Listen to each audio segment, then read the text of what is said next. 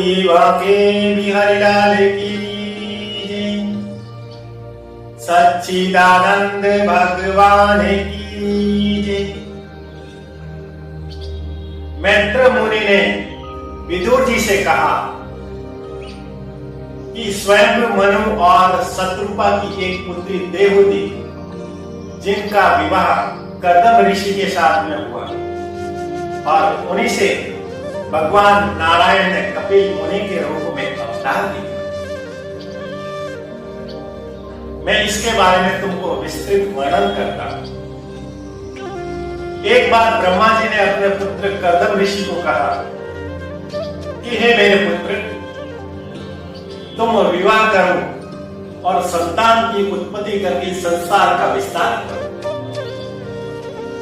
परंतु कर्दम ऋषि ने अपने पिताजी से कहा कि हे पिताजी, मैं संपूर्ण जीवन ब्रह्मचारी और वैरागी रहना चाहता हूं। मैंने इस संसार के अंदर आया और विवाह किया तो मुझे संतान भी होगी।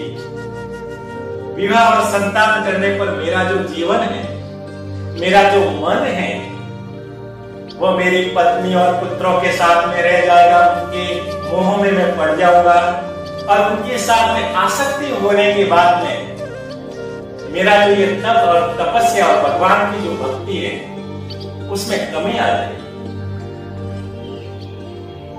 परंतु ब्रह्मा जी ने आदेश दिया। कर्दम ऋषि ने भी अपने पिता के आदेश की अवहेलना न करते हुए, जब उनके मन के अंदर की जो उठे हुए प्रश्नों का किसी भी प्रकार से उत्तर नहीं मिला, तब कर्दम ऋषि सरस्वती नदी के तट पर जाकर भगवान नारायण की कठोर तपस्या कर रहे थे। 10,000 वर्ष तक कठोर तपस्या करने के पश्चात भगवान नारायण, भगवान विष्णु साक्षात कर्दम ऋषि के कठोर तपस्या से प्रसन्न होकर उनके सामने प्रकट हुए। कर्दम ऋषि ने भगवान नारायण विष्णु को अपने सामने जब देखा तो उनके रूप का, उनके दिव्य स्वरूप का इस प्रकार का दर्शन करके मोहित हो गए, गदगद हो गए। मैत्र मुनि कहते हैं, किरीटिनं कुंडिलं शंख चक्र गदाधर श्वेतोत्पल क्रीडं मनस परस हितेज। भगवान के कानों में इतने सुंदर कुंडल, भगवान का ये शंख चक्र गदा लिए हुए इस प्रकार के चतुर्भुज स्वरूप को देखकर, उनके दिव्य रूप को देखकर कर्दम ऋषि आनंदित हो गए, मोहित हो गए और भगवान की स्तुति करने लगे। बोलिए भगवान नारायण विष्णु की। कर्दम ऋषि ने कहा कि मेरे पिताजी ब्रह्मा जी की आज्ञा है कि मैं विवाह करूं, संतान उत्पत्ति करूं और संसार को आगे बढ़ाऊं। परंतु हे भगवान, मैं ऐसी गुणवान, शीलवान, मेरे जैसी तपस्यावान और विकारों से रहित कन्या चाहता हूं, ताकि मेरे जो तप, भगवान की जो भक्ति और जो आध्यात्मिक मार्ग पर चल रहा हूं, उसमें किसी भी प्रकार की बाधा न हो। जब भगवान नारायण ने कर्दम ऋषि के इस प्रकार की स्थिति और विनती को सुना तो उनकी आंखों से प्रसन्नता के अश्रु जब पृथ्वी पर पड़े तो उनकी अश्रु से बिंदु सरोवर प्रकट हो गया। बोलिए दिव्य बिंदु सरोवर की। भगवान नारायण ने कहा कि हे कर्दम ऋषि, संसार को आगे बढ़ाना है तो विवाह करना आवश्यक है। संसार को आगे बढ़ाना है तो विवाह करके संतान उत्पत्ति करना आवश्यक है।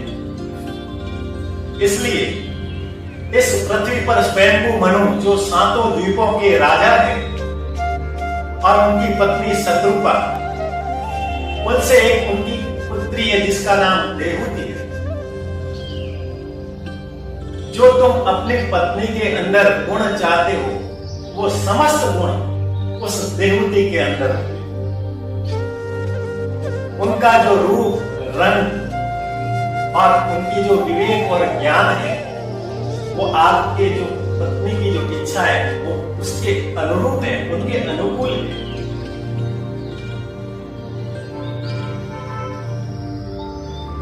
कुछ समय के पश्चात राजा स्वयंभू मनु और उनकी पत्नी शत्रुपा अपनी पुत्री देवहूति के साथ में आपके पास में विवाह का प्रस्ताव लेने के लिए आए। आप उस विवाह के प्रस्ताव को स्वीकार कर लेना, क्योंकि वही आपके लिए, आपकी पत्नी के लिए उपयुक्त है। उनके साथ विवाह होने के पश्चात आपके 9 कन्याएं होंगी और उसी 9 कन्याओं से संसार का विस्तार होगा। बोलिए मां के बिहारी लाल की। कर्दम ऋषि ने कहा कि प्रभु, मैंने आपकी तपस्या इसलिए की थी, मेरे प्रश्नों का उत्तर मुझे नहीं मिल रहा था, आपने दे दिया। मैं आपकी समस्त आज्ञा का पालन करूंगा, लेकिन मेरी भी एक शर्त कि आप मेरे घर पर एक पुत्र के रूप में, या मुझे आपके जैसा कोई पुत्र, ऐसा संतान चाहिए, ऐसा भी मुझे कोई वरदान। भगवान ने कहा कि संसार के अंदर मेरे जैसा कोई नहीं है, मेरे जैसा मैं स्वयं हूं, इसलिए मैं तुमको वरदान देता हूं कि मैं तुम्हारे घर देवहूति के गर्भ से पुत्र के रूप में जन्म लूंगा, अवतार लूंगा और फिर सांख्य दर्शन के रूप में मैं इस संसार के अंदर सांख्य दर्शन की रचना करूंगा।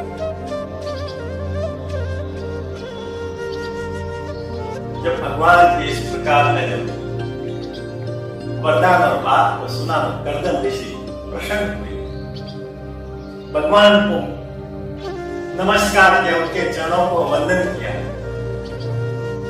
भगवान जैसे गरुड़ पर होकर सवार होकर कर्दम ऋषि को आशीर्वाद देकर जब प्रस्थान करने लगे तो गरुड़ जी के जो पंख जब फड़फड़ाने के कारण, फड़फड़ाने से उनके पंखों से सामवेद के मंत्रों का संगीत सुनाई दिया। उन सामवेद के मंत्रों के संगीत से कर्दम ऋषि ने जब अपने कानों से उनके संगीत को सुना तो उनका हृदय आनंदित हो गया, गदगद हो गया। इस प्रकार से भगवान नारायण कर्दम ऋषि को आशीर्वाद देकर गरुड़ पर सवार होकर वहां से प्रस्थान कर दिए।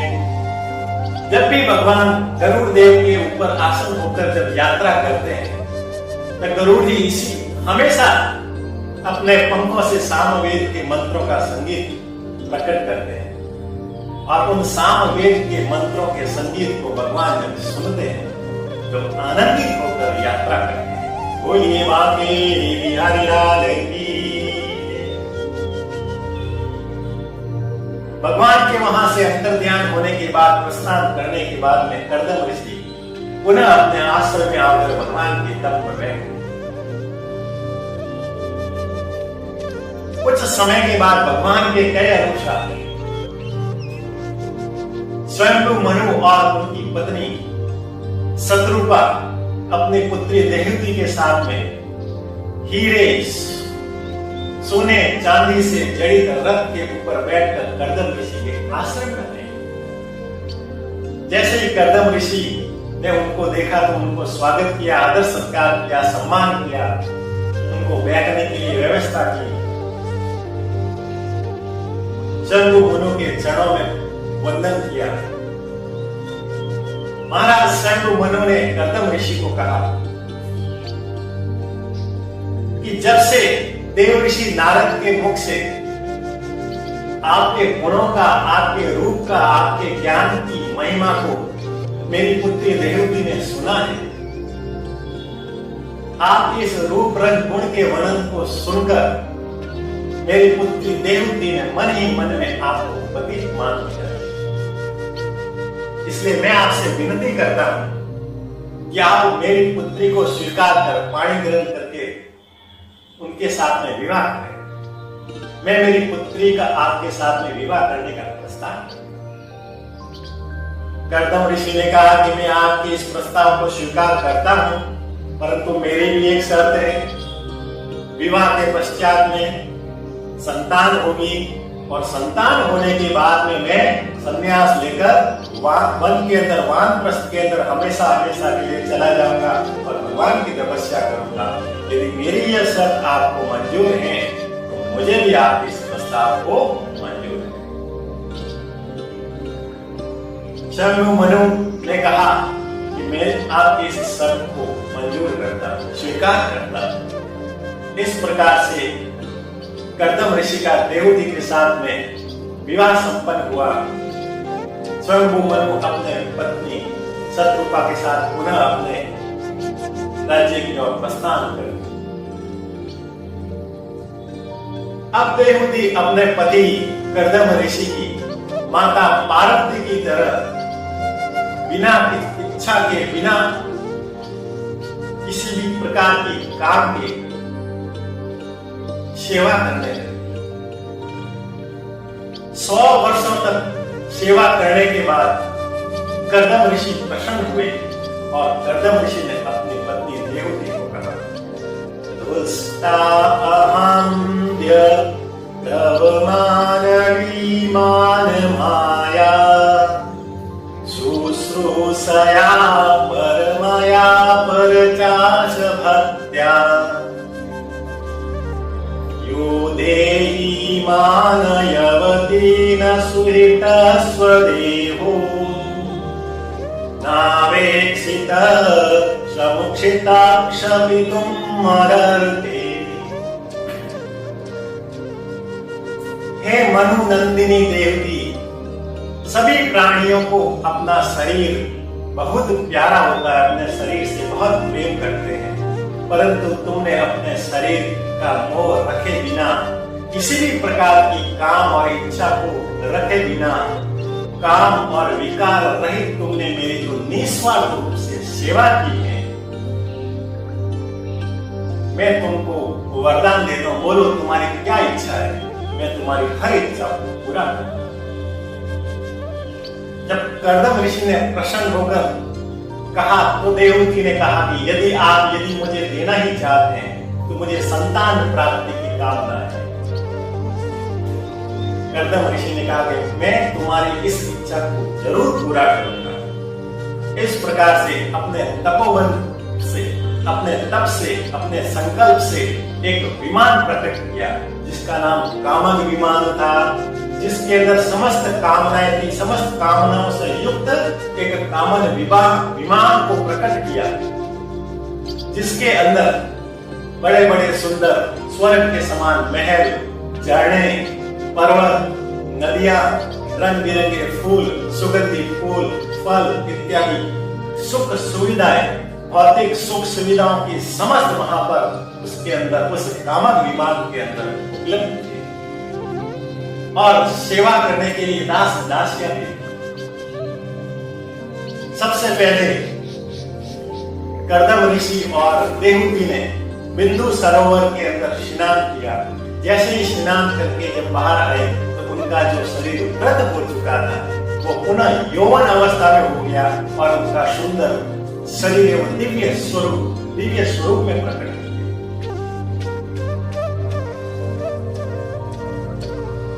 फिर दोनों ने सुंदर सुंदर वस्त्र, आभूषण इत्यादि पहनकर उस कामक विमान के अंदर जैसे ही सवार हुए, अपने संकल्प से, मन के संकल्प से उस कामन विमान को चारों लोक 14 भवन के अंदर उन्होंने उसकी यात्रा की, भ्रमण किया, विहार किया। और उस देवहूति की जितनी भी इच्छा थी उन समस्त इच्छाओं को पूरा करते हुए उन्हें यात्रा के दौरान 9 कन्याओं को जन्म दिया और 10वां भगवान श्री नारायण स्वयं कपिल मुनि के रूप में देवहूति के घर में अवतार लिया। बोलिए कपिल मुनि की। भगवान के सुंदर और सुनहरे और घुंघराले बाल को देखकर, भगवान के सुंदर कोमल कमल के समान नेत्रों को देखकर, उनके चरणों में कमल पुष्प का चिन्ह को देखकर समस्त देवता हर्षित हुए, आनंदित हुए और फूलों की वर्षा करने लगे। बोलिए कपिल मुनि की। जब कर्दम ऋषि ने अपनी पत्नी देवती की समस्त इच्छाओं को संपूर्ण करके पूरा करके जब पुनः अपने आश्रम में आए, तब कर्दम ऋषि ने कहा, हे देवी, मैंने तुम्हारी संपूर्ण इच्छाओं को पूरा कर दिया है, संतान भी हो गई है, और मैंने जो शर्त की थी उस शर्त के अनुसार अब मैं संन्यास धारण करके इस वन में जाकर भगवान की तपस्या करना चाहता हूं। कर्दम ऋषि की पत्नी देवती ने कहा कि आप यदि वन में जाओगे, भगवान की तपस्या के लिए जाओगे, मैं आपको रोकूंगी नहीं, परंतु अभी हमारी जो 9 पुत्री है वो बड़ी हो गई है, विवाह के योग्य हो गई है, उनके लिए वर ढूंढना है। कौन ढूंढेगा? पहले उनके लिए वर ढूंढ लो, कन्यादान कर लो, उनका खुशी खुशी विवाह कर लो, फिर आप गरीब चले जाना, मैं आपको रोकूंगी नहीं, मैं अपने पुत्र के साथ में पूरा संपूर्ण जीवन व्यतीत कर लूंगी। इस प्रकार से जब विनती की तो कर्दम ऋषि अपने पुत्रियों के विवाह तक के लिए वहां पर ठहरे और उनके योग्य वर ढूंढने के लिए। लेकिन कुछ समय पश्चात ब्रह्मा जी अपने 9 पुत्रों को लेकर कर्दम ऋषि के आश्रम में आए और उनकी 9 कन्याओं के साथ विवाह का प्रस्ताव किया। इस प्रकार से कर्दम ऋषि की 9 कन्याओं का विवाह ब्रह्मा जी के 9 पुत्रों के साथ में हुआ। बोलिए बाकी बिहारी लाल की। सबसे बड़ी पुत्री अंशुआ का विवाह अत्रि ऋषि के साथ हुआ, जिनसे चंद्रमा, दत्तात्रेय और दुर्वासा ऋषि जन्म लिया। फिर कला नाम की कन्या का विवाह मरीचि ऋषि से हुआ। फिर श्रद्धा का विवाह अंगिरा ऋषि से हुआ। हवीरभू का विवाह पुलस्त से हुआ, जिनके 2 पुत्र हुए, अगस्त्य और विश्रवा। विश्रवा ने भी 2 विवाह किए थे। जो पहली पत्नी गिरिवा, जिसके साथ में जिसका कुबेर ने जन्म दिया, और दूसरी पत्नी थी केशिनी, जिससे 3 पुत्र हुए, रावण, कुंभकर्ण और विभीषण। 5वीं पुत्री गति, जिसका विवाह उल्ह के साथ में हुआ। 6ठी पुत्री, जिसका नाम क्रिया था, उसका कृति नाम के ऋषि के साथ में हुआ। एक ख्याति नाम की पुत्री, जिनका विवाह रघु ऋषि के साथ में हुआ। अरुंधति का विवाह विशिष्ट मुनि के साथ में हुआ। शांता का विवाह अथर्वा मुनि के साथ में हुआ। इस प्रकार से कर्दम ऋषि की 9 कन्याओं का विवाह ब्रह्मा जी के 9 पुत्रों के साथ में हुआ, और इन्हीं के द्वारा जितनी भी संतान हुई, उसी से पूरा संसार का धीरे धीरे धीरे धीरे विस्तार हुआ है। बोलिए बाके बिहारी लाल की, कपिल मुनि की, भगवान श्री नारायण विष्णु